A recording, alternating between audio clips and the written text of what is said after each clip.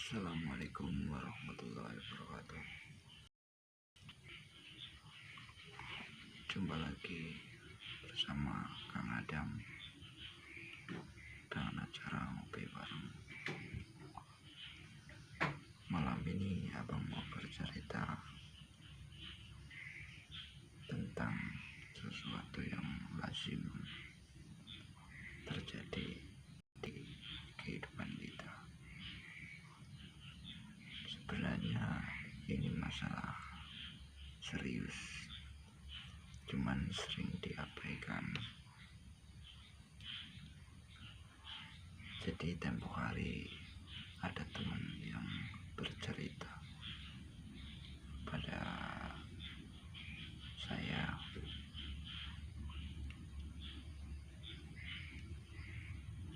"Bang, kenapa kok bisnis gua kok gagal, kehidupan gua kok kacau, rumah tangga gua kok berantakan,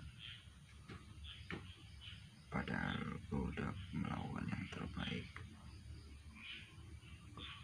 bekerja, sabar, tapi kok kayak gitu amat ya bang.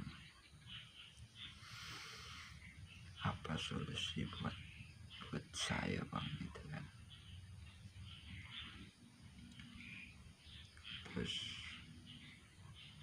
saya berkata kayak gini, dan saya percaya akan hal tersebut.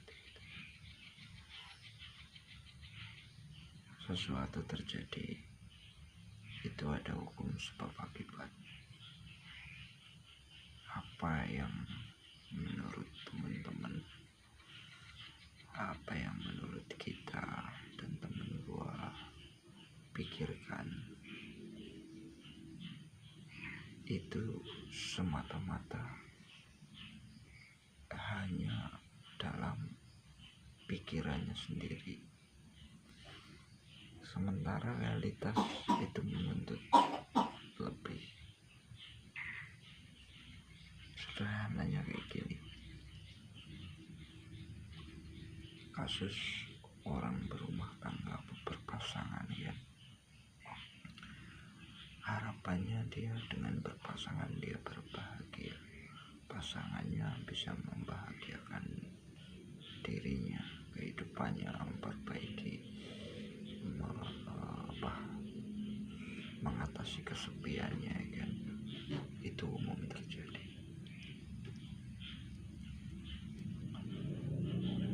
Namun dia tidak menyadari bahwa kebahagiaan, ketentraman itu tidak terlepas di dalam dirinya sendiri.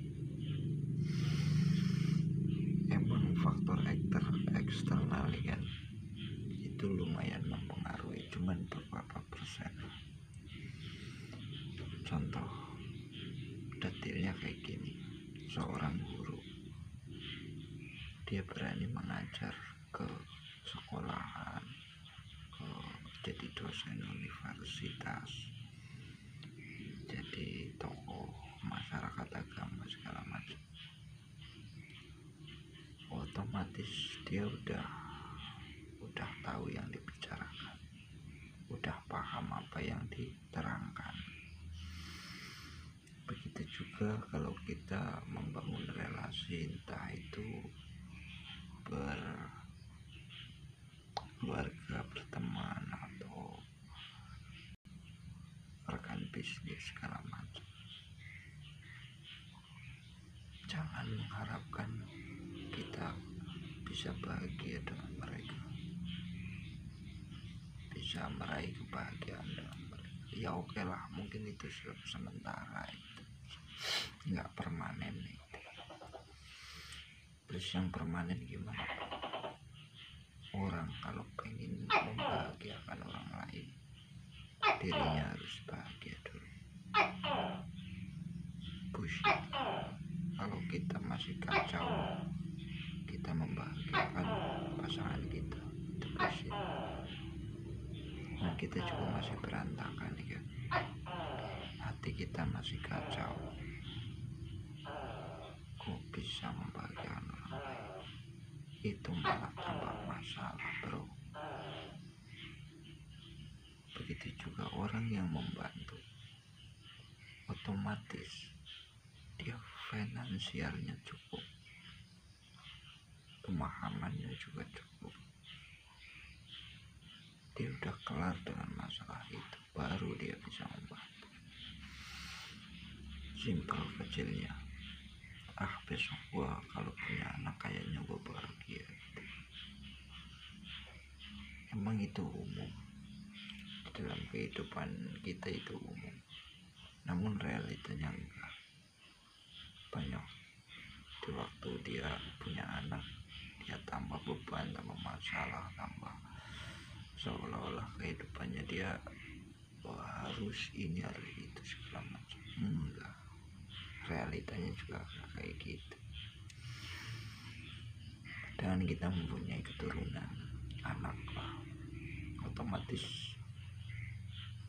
kita secara sadar tidak sadar itu fotokopian kita yang versi baru untuk melanjutkan spesies kita. Jadi kebahagiaannya di mana? Di saat kita dikehendaki mampu mengantarkan dia sampai ke titik di mana dia sudah dalam kedewasaan, kecerdasan intelektual, kecerdasan emosional, sampai kecerdasan spiritual bila mampu. Itu kebahagiaan bagi orang tua. Di saat intelektualnya oke anak kita, tapi kecerdasan emosionalnya kacau, itu jadi masalah juga. Anak kita pintar tapi nggak ada adab, dikit-dikit marah ya, dikit-dikit marah sama teman berantem, sama orang tua ngelawan. Masalahnya apa?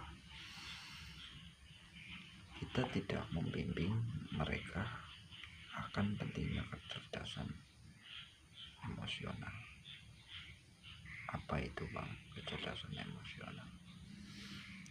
Jadi kalau orang yang memiliki kecerdasan emosional, dia gampang bergaul, dia gampang bisa mengambil sikap, gimana bersikap dengan orang tua, gimana dia mengendalikan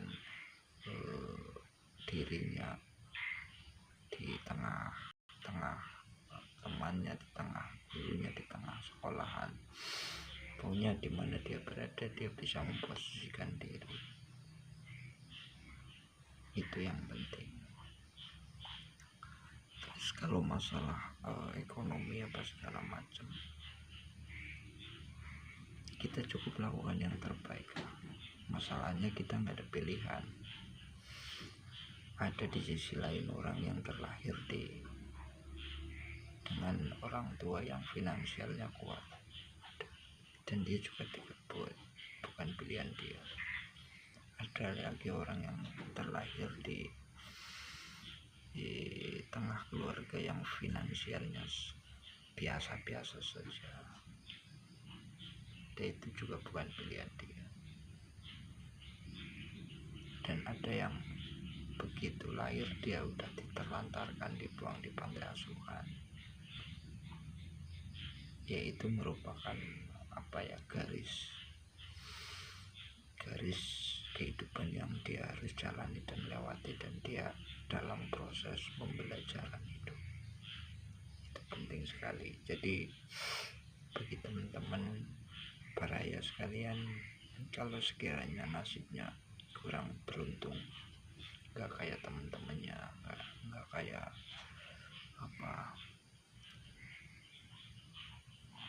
tetangga-tetangganya segala macam, jangan berkecil hati. Kita masih ada aset penting. Apa itu bang? Akal. Gunakan akal kita gunakan. Sadarilah itu bukan sebuah kelemahan, tapi itu suatu tugas. Di saat kita mempunyai pasangan, mindset kita berbagi kebahagiaan, pasangan kita akan nyaman, nggak merasa terbebani, nggak merasa jadi aku harus kayak gini, aku enggak. Kita cukup jadi diri sendiri dan jujur dengan diri kita paham itu, dan itu merupakan sebuah sesuatu yang nggak mudah. Kita harus berlatih terus kan. Dan di part 1 kemarin abang udah salah satu metode ya, salah satu metode untuk agar kita lebih balance menghadapi semua permasalahan waktu. Luangkan waktu buat kita sendiri, untuk diriku sendiri. Saat ini gua nggak ingin di riset semua urusan ini bisnis. Kita waktu sendiri aja dulu. Ini hidupku, ini waktuku, fokus. Nah itu latihan fokus itu penting banget. Buat apa? Buat membangun self confidence kita. Dan itu kalau selalu terlatih, kita jadi bisa membaca situasi. Dan apabila kita udah bisa membaca situasi, kita bisa mengambil sikap dengan bijaksana apa yang kita lakukan. Ada kasus kecil, seorang orang tua berbicara seperti ini. Siapa sih yang orang tua yang nggak pengen anaknya itu baik, pintar, rajin kan? Gak ada. Pasti orang tua pengen yang terbaik. Jika orang tua yang waras, terus apa yang orang tua lakukan? Dia selalu menegur, menasihati, memberikan pendidikan, memberikan fasilitas, makanan yang bergizi, segala macam pendidikan yang terbaik kan. Tapi pada akhirnya gimana? Tetap anaknya kalau enggak dari dirinya sendiri itu tetap seperti itu. Jadi apa yang kita harus lakukan? Kita cukup mengerjakan yang terbaik versi kita semampu kita. Dan ntar anak-anak kita nonton, oh bapak gua kayak gini, caranya nyikap kayak gini. Di saat semua kacau, bapak gua bisa tenang. Oh emak gua dalam kondisi situasi ekonomi yang sulit, apa yang pas-pasan, dia masih bisa survive. Dia tetap semangat, entah jualan apa. Nah dengan dia melihat, ntar dia memahami sesuatu. Jadi kesimpulannya apa Bang? Kesimpulannya kayak gini, pendidikan lebih efektif di saat mereka melihat dan terus melihat apa yang mereka lihat. Orang tua itu penting banget guys.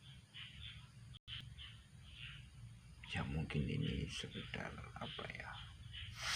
sekedar secuplik pengalaman kecil lah ya, nggak menyeluruh. Mungkin kita cuma sharing biasa kan, ngopi, rokok, nggak terlepas, nggak ada guru, nggak ada murid, kita teman semua, kita belajar semua, nggak ada yang di atas, nggak ada yang di bawah.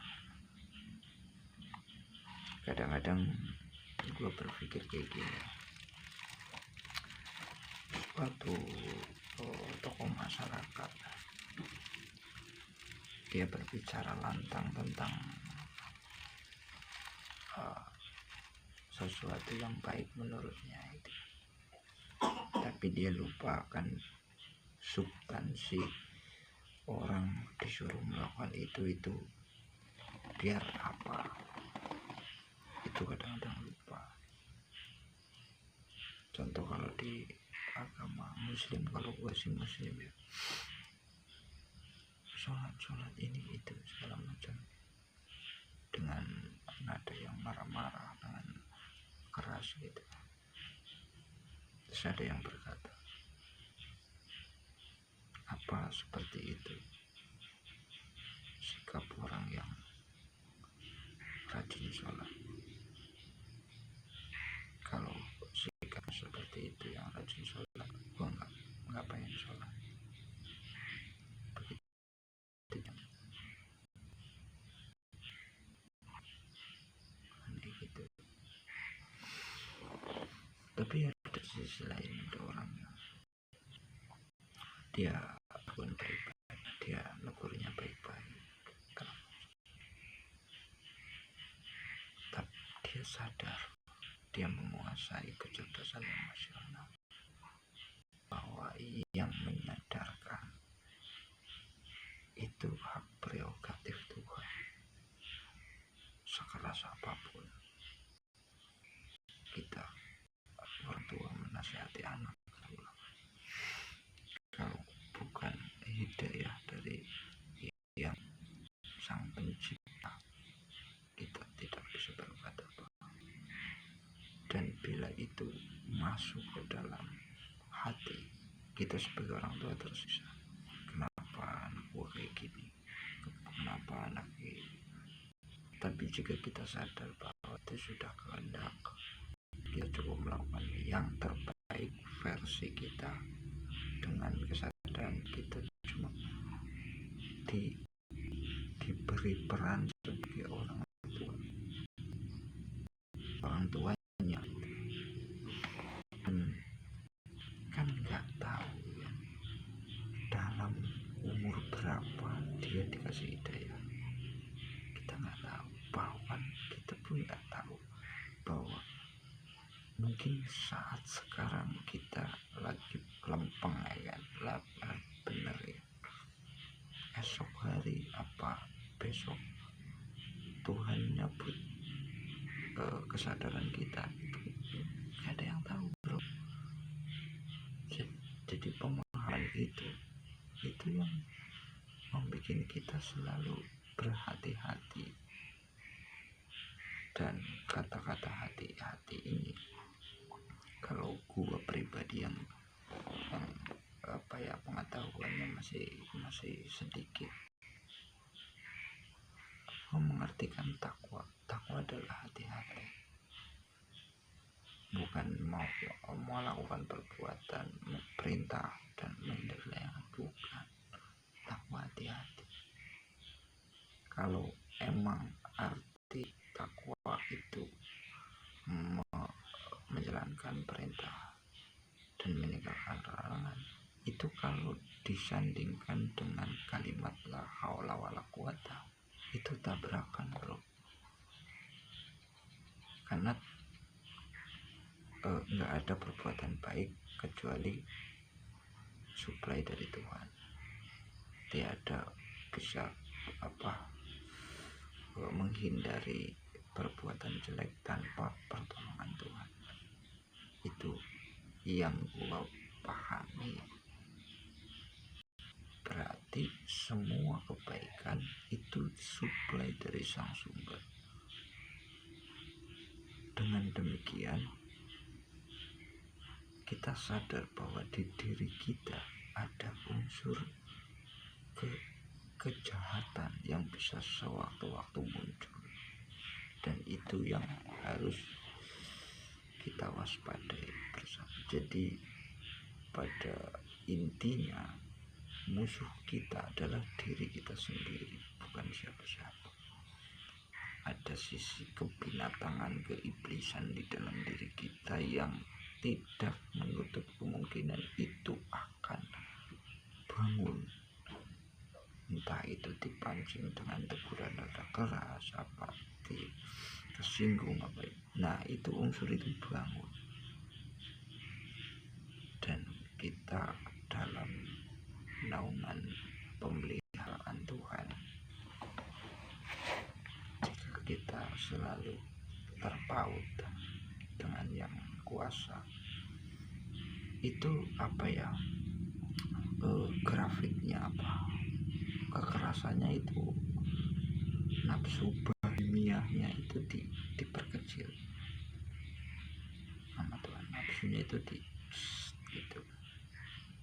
Biasanya sering marah-marah jadi rada berkurang di saat kita selalu ingat. Nah, ingat itu dilatih di saat yang kita luangkan waktu sejenak untuk merenung. Itu yang penting, bro. Nah, dengan alhamdulillah kayak temen gue yang itu dapet ya suatu pemahaman lah. Ujung-ujungnya sabar juga, iya, ujung-ujungnya sabar. Terus kalau bisa nggak bang, ya disabar-sabarkan. Sabar itu mah artinya awet lah, bro. Jadi awet gimana sih, tahan lama. Jadi sabar itu nggak ada batasnya, bro. Itu harus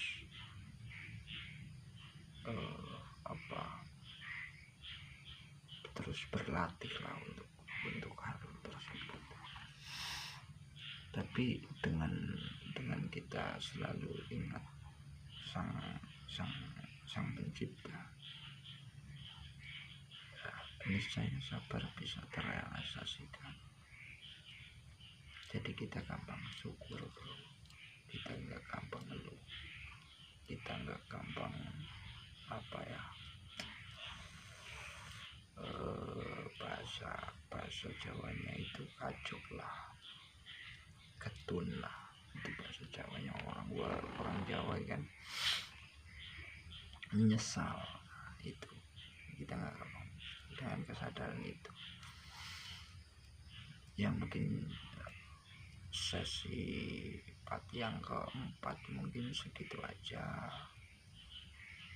Terus kita nggak maksud menyinggung agama apapun, aliran apapun, organisasi apapun. Kita dalam rangka pembelajaran bareng, bercerita, bersharing tentang kehidupan sehari-hari. Bila kata-kata abang ada yang menyakitkan, ada yang tersinggung, abang minta maaf sebesar-besarnya. Tidak bermaksud untuk menggurui atau